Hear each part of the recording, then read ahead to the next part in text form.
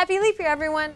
I'm Mylin Sarley. And I'm Haley Bright, and today we're celebrating the extra 24 hours we get once every 4 years, which happens to be today, Leap Year Day.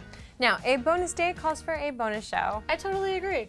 So in honor of the 24-hour freebie we get this year, we're going to try to cram in as many bonuses as we can in today's show. So this means bonus games, bonus demos, bonus interviews, bonus Carrie Holzman, and bonus monkeys.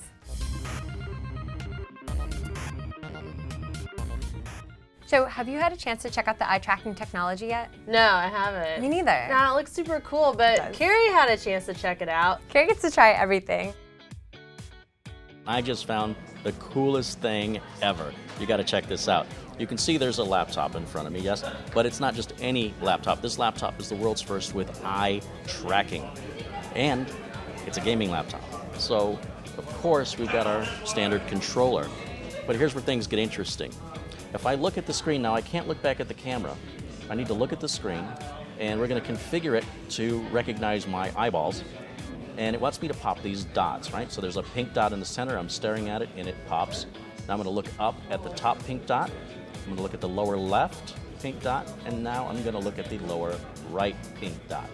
Now it has calibrated my eyes, and the game starts. Now, I'm going to just fire. All I'm doing with the controller is I'm hitting the fire button as I look at the targets I want to hit. I'm not using the controller to aim, I'm using my eyes to aim. And this adds a whole new level to the gaming. And of course, I can still use the controller to move around the game, but use my eyes for my aiming. And this is the coolest experience. I actually personally prefer this over VR. You don't have that motion sickness feeling. It's much more natural to game this way. And this is something you really have to experience. And as I look away, the game notices I've looked away, and it's now going into a pause, which is so cool. I wish they would create eye tracking technology for Tinder. Just think about it. You just be like, swipe left, right? You wish that until it betrays you.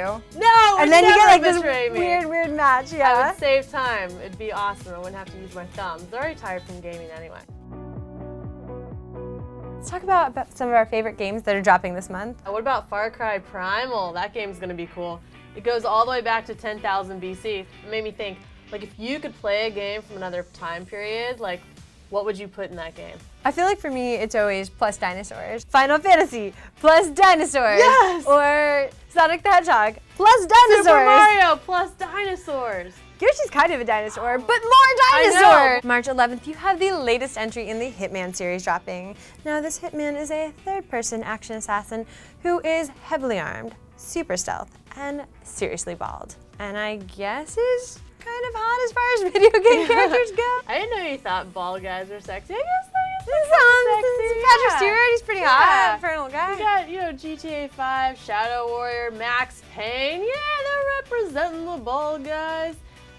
So we have The Legend of Zelda Twilight Princess comes out for the Wii U on March 4th. I actually love the Legend of Zelda series. It's really awesome. What's your favorite one? Honestly, Twilight Princess, or maybe A Link Between Worlds, because I cosplay as Hilda, so. That's cool. But when Twilight Princess was the one that first came out on the Wii, and that was my first time playing with that, and having a sword and that swing. was your first time playing yes, Zelda? It was, or not playing Zelda, but just Okay. being able to really swing a sword. Yeah. It was awesome. That's super cool.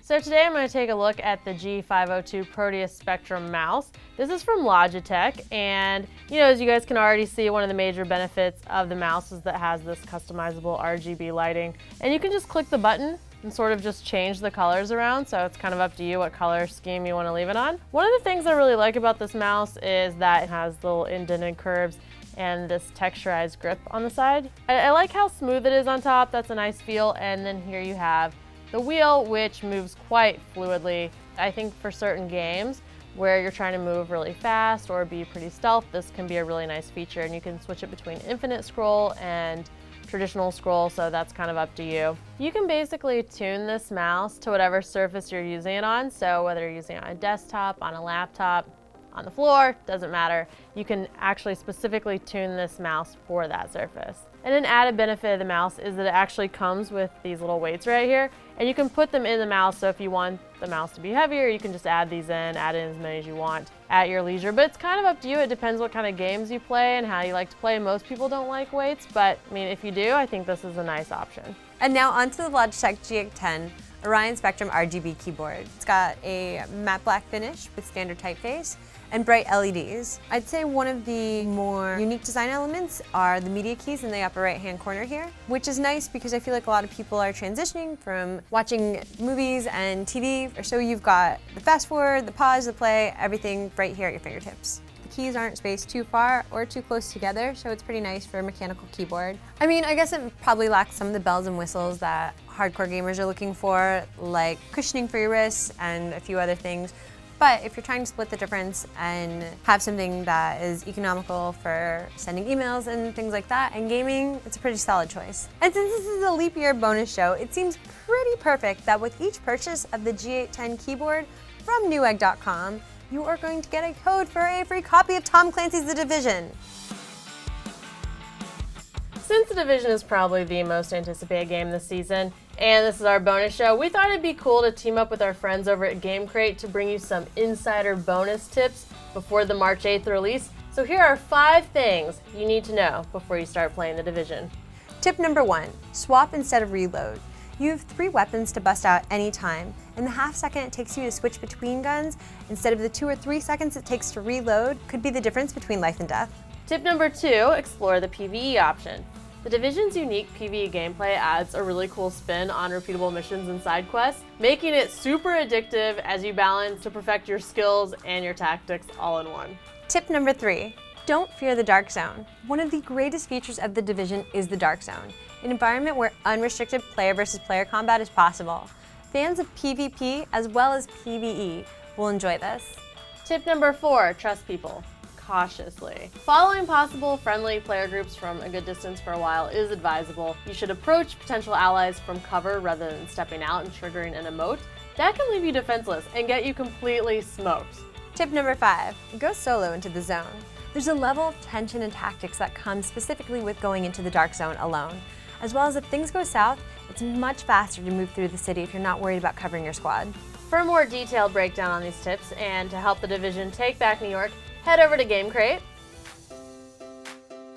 You may remember last episode we had a special Valentine's Day interview with Jessica Chobot and Blair Herter, who have a very special place in their heart for video games. If you didn't get a chance to see it, head over to newegg.tv. And if you did, you'll remember how hilarious it was. And you're gonna be super psyched because we've got a special bonus clip that no one's seen yet. The year that SWTOR came out, we had a Christmas where we decided to stay in town because we'd done the family stuff a couple years before. We had, I brought a gaming PC home from work, and then we obviously had a gaming PC build as well at home. Jessica got me a Jedi robe, and I got her a Sith robe, and for 4 days, we just played SWTOR and didn't bathe or anything, and I think that was probably one of the best Christmases I've ever had. Maybe where we loved each other the most. Yeah.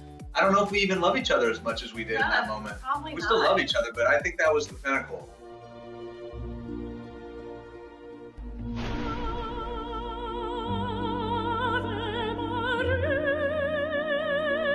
Goat Simulator. Just look it up. You know, in addition to leap year, Chinese New Year's was this month. It is the year of the monkey. Oh, it sounds like a reason to party to me. Yeah, I mean, I wonder, like, how do you celebrate the year of the monkey, right? Like, do we eat bananas? Do we throw poop at each other? Ew.